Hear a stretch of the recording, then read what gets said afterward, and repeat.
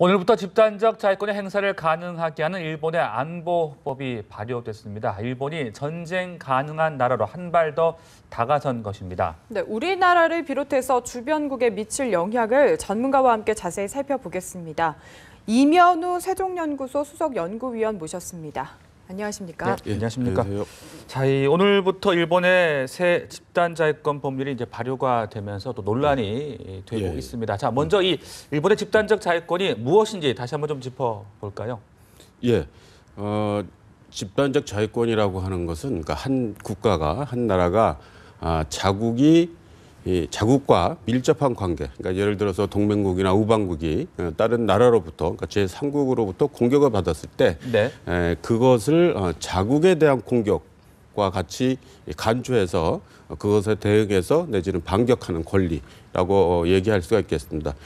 유엔 헌장에서도 어떻게 보면 이제 그 집단적 자위권이라고 하는 것은 인정을 하고 있는 부분인데, 일본은 1945년 평화헌법이 제정된 이후로 해서 평화헌법 내에 있는 평화조항이라고 하는 것 때문에 이 부분은 어떻게 보면 행사하지 않는 것으로 이제까지 해왔던 것이 이제 최근에 아베 총리에 의해서 바뀐 사항이라고 할 수가 있겠습니다. 네, 지금 살짝 그 배경까지 언급을 해주셨는데요. 이게 2차 세계대전에서 패전국이 되면서 그때부터 이렇게 일본에 주어진 거라고 봐야 되겠죠. 그러니까 그때부터라고 그럴까 어떻게 보면 이게 좀 전에도 얘기가 나왔던 것처럼 이제 권리이기 때문에 네. 어떤 국가든 특히 이제 소위 말하는 근대 국가 체제에 있어서는 국가가 가지는 어떻게 보면 이제 국민을 지킨다고 하는 것이 국가의 가장 큰 의무이기 때문에 그런 차원에서 국가가 가지는 주권 국가가 가지는 가장 권리 중에 하나라고 할 수가 있겠습니다. 그래서 개별적 자유권이라고 하는 것과 그리고 이제 그 집단적 자유권이라고 하는 그 두 가지가 있는데 개별적 자유권이라고 하는 것은 이제 그 국가에 대한 이제 직접적인 공격일 경우를 이제 그거에 대해서 대응하는 것. 근데 요거는 좀 전에도 말씀드린 것처럼 자국에 대한 직접적인 공격은 아니어도 다른 그 우방국이라든지 그거를 공격을 했음에도 불구하고 그것이 자국에게 영향을 미칠 수 있다는 차원에서 그래서 집단이라고 하는 차원의 집단적 자유권으로 해석을 하고 그것은 권리도 가질 수 있다라고 하는 것으로 해석할 수가 있겠습니다. 네, 그렇다면 그 헌법 구조의 전수방위 원칙도 좀 이제 중대 기로에 섰다 이렇게 봐야 되는 겁니까?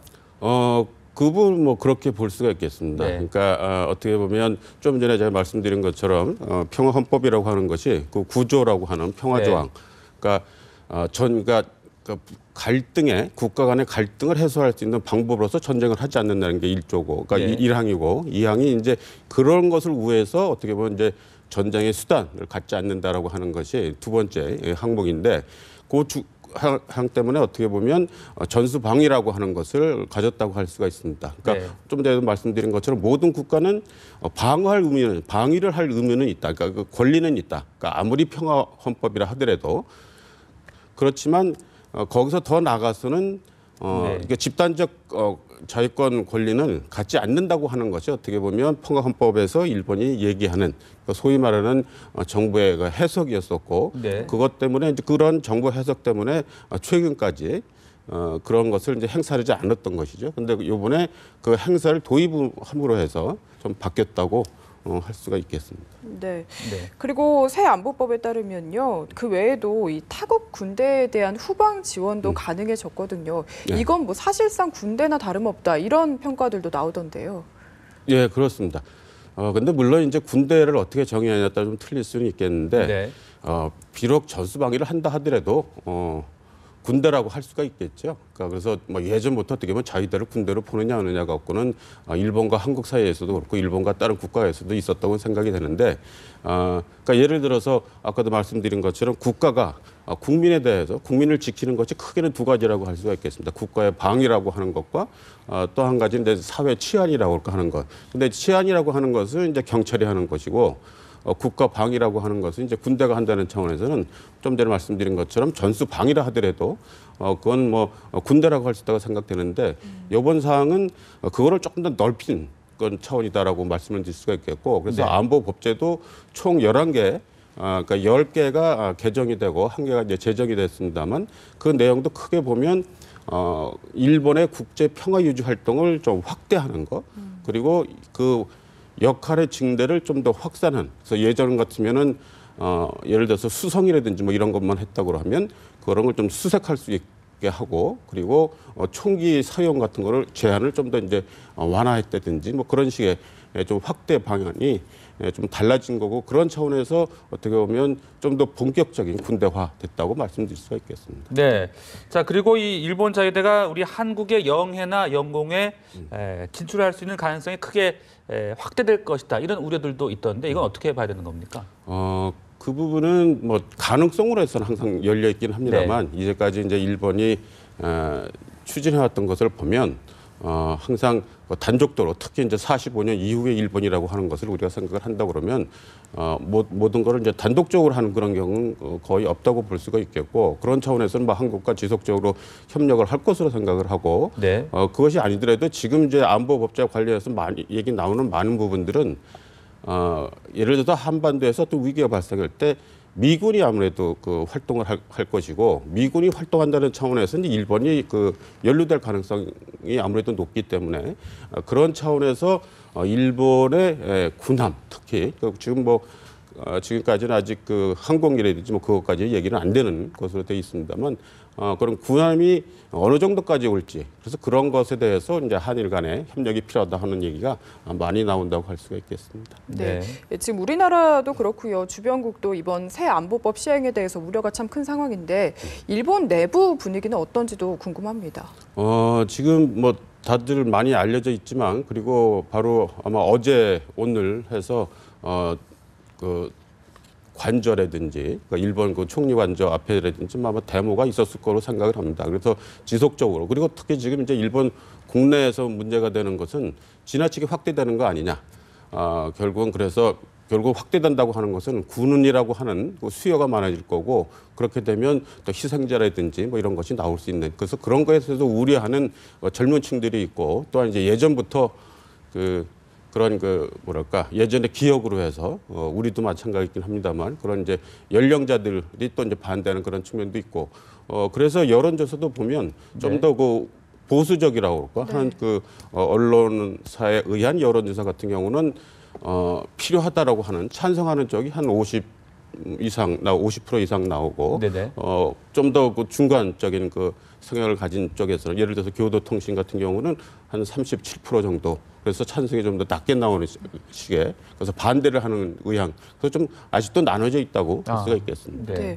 그럼 일본 안에서도 그렇고요. 안팎으로 전부 우려가 큰 상황인데 아베 정부가 이렇게 밀어붙이는 데는 어떤 속내나 의도가 숨어 있을까요? 뭐 크게는 한 세 가지 정도 생각해 볼 수 있지 않을까 생각이 됩니다. 그러니까 우리가 다들 알고 있는 것처럼 아베 총리라고 하는 사람이 민족주의자로 그럴까 아주 보수주의자로 해서 일본의 그러니까 자국의 방위라고 하는 것은 아주 중요하다고 하는 안보력이라고 하는 것은 중요하다고 하는 그 개인적인 뭐 소신이라고 그럴까 어떤 그 가족적 배경이 아마 있는 것이 첫 번째로 말씀드릴 수가 있는 사항이겠고 두 번째는 지금 한국 내에서도 그런 인식이 있습니다만 지금 이제 중국의 부상이라든지 북한의 그 핵 실험이나 미사일 발사라든지 등등과 같이 그 이외에 내지는 또 테러 여러 가지 위험이라든지 지금 21세기의 그 국제 정세와 그리고 동북아 정세라고 하는 것도 마찬가지로 매우 그 위험스러운 그런 차원에서는 그 안보력을 강화해야 된다라고 하는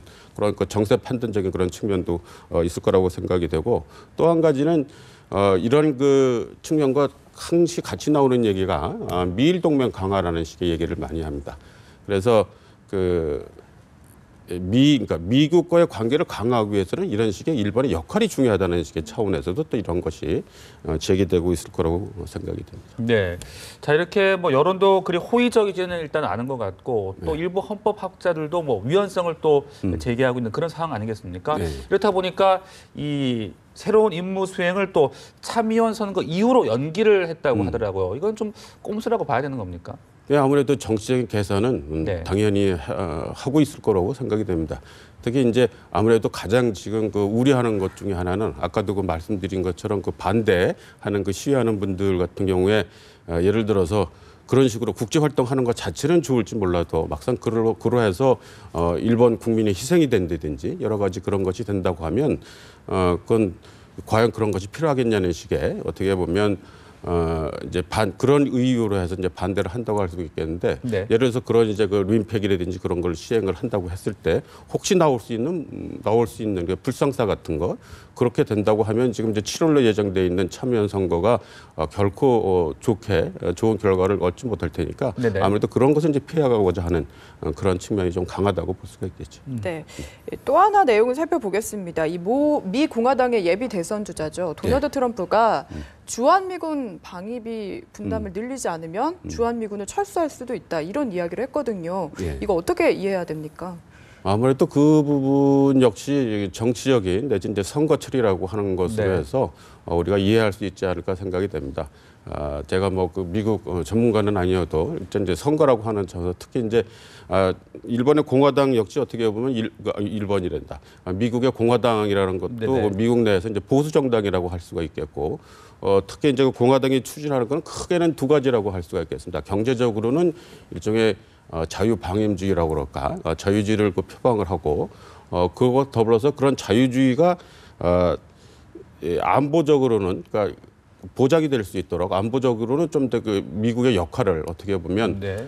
이제 강화하는 것이 본래적인 어떻게 보면 이제 공화당의 기본적인 이제 그 성향인데 트럼프 씨는 그거하고는 조금 다른 공화당이면서도 공화당이 이제 후보 주자임에도 불구하고 그거와 좀 다르게 어떻게 보면 지금 예를 들어서 반이민 정서가 어떻게 보면 꼭 미국만은 아니지만 전 세적으로 어떻게 보면 있다고 할 수가 있는데 지금 미국 내도 그런 것이 강하고 하니까 네. 그런 것을 이용하는 특히 그리고 공화당이라고 하는 것이 수적으로는 어떻게 보면 조금 열세인 측면이 있습니다. 그래서 이제 예를 들어서 그러니까 특히 이제 미국의 경제가 또 예전 같지 않은 그런 측면이 있고 해서 그런 여러 가지를 고려해서 그것을 반대하는 그러니까 지나친 미국의 개입을 반대하는 그런 식의 것을 어떻게 보면 그런 표들을 노려서 얘기 나온 것이 아닐까라고 생각이 됩니다. 네. 그런데 그 미국이 이제 새 정권이 들어섰을 때 이 한미 상호 방위 조약의 효력을 뭐 미국이 일방적으로 바꿀 수 있는 뭐 그런 가능성도 있는 겁니까?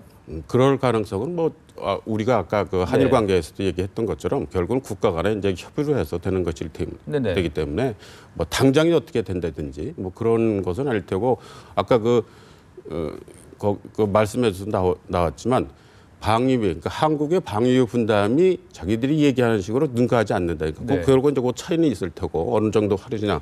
그리고 그런 요구는 어떤 면에서는 지금 그 오바마 대통령이나 그 전에도 어떻게 보면 지속적으로 얘기됐던 그런 측면이 있던 거니까 그런 차원에서 이제 조절이 혹시라도 트럼프 후보가 네.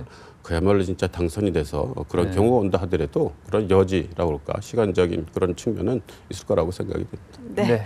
네, 지금까지 이면우 세종연구소 수석연구위원과 함께했습니다. 감사합니다. 고맙습니다. 맞습니다.